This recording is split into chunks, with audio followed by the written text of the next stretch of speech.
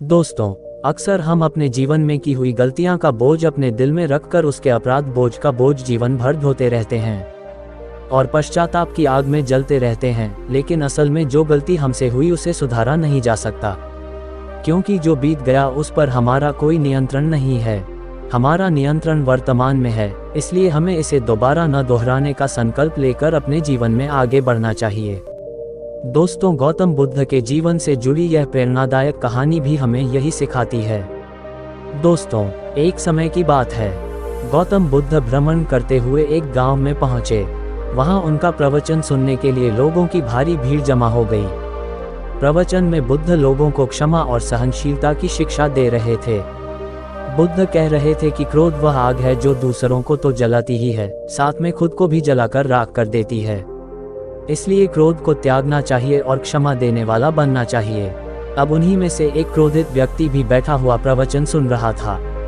ये शब्द सुनकर वह अपनी जगह से खड़ा हो गया और भर्राई हुई आवाज में बोला कि मैंने ऐसा पाखंडी भिखारी कभी नहीं देखा। फिर उस व्यक्ति ने बुद्ध से कहा कि आप अपने स्वार्थ के लिए गांव में भ्रामक बातें फैला रहे हैं, क्या आपको शर्म नहीं आती? बुद्ध ने उस व्यक्ति की बातों को ध्यान से सुना, लेकिन कोई प्रतिक्रिया नहीं दी।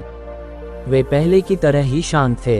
ये देखकर बुद्ध के लिए उस व्यक्ति का गुस्सा और ज्यादा बढ़ गया और वह बुद्ध के चेहरे पर थूक कर चला गया। फिर भी बुद्ध शांत रहे और उन्होंने अपना प्रवचन समाप्त किया। बाद में बुद्ध अपने शिष्यों के साथ दूसरे गांव की ओर चल पड़े। अब घर आकर वह क्रोधित व्यक्ति काफी देर तक बुद्ध के बारे में सोचता रहा। जैसे जैसे उसका क्रोध शांत होने लगा, उसने बुद्ध के साथ जो कहा और किया उसके बारे में सोचकर उसे पश्चाताप होने लगा। वह तुरंत उस स्थान पर वापस गया जहां बुद्ध अपना प्रवचन दे रहे थे। लेकिन वहां पहुंचकर जैसे ही उसे उनके जाने की खबर मिली तो घर आकर वह खुद को कोसने लगा और रात भर कोसता रहा।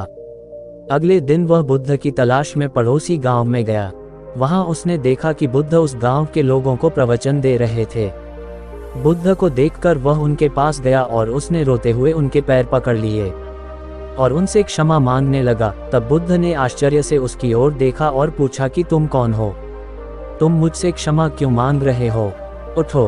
तब उस व्यक्ति ने उत्तर दिया, क्या आप मुझे नहीं पहचानते? मैं वही व्यक्ति हूँ जिसने आपके साथ कल दुर्व्यवहार किया था।